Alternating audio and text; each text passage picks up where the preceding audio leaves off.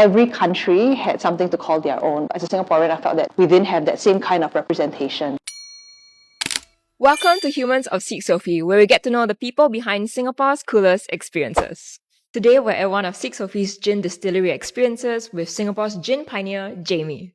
You can see the reason why I peel like this is because we don't get the pith. It is very bitter. I raise you.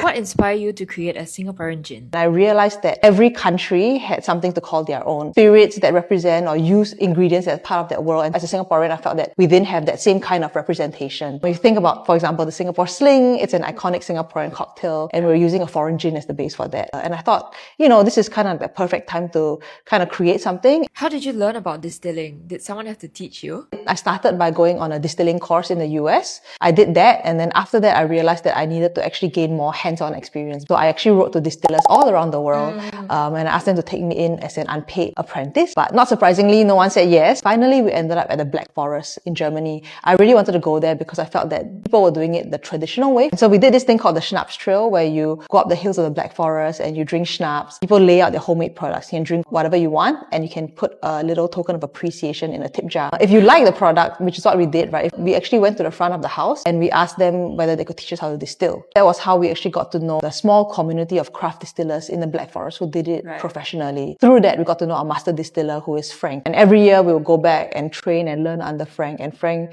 basically taught us everything that we needed to know about the art and science of distilling.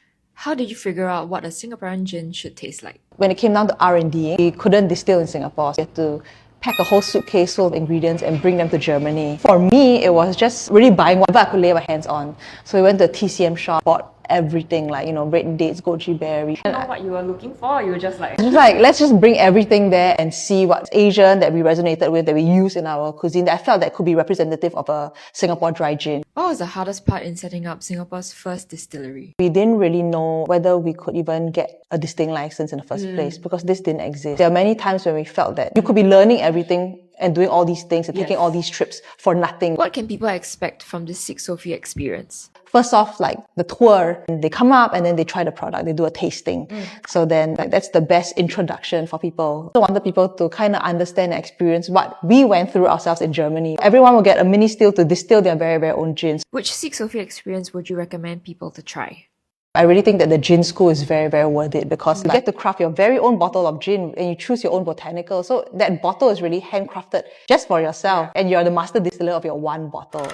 So if you want to taste or make your very own gin, check out all of Jamie's gin experiences on 𝙎𝙤𝙥𝙗𝙀.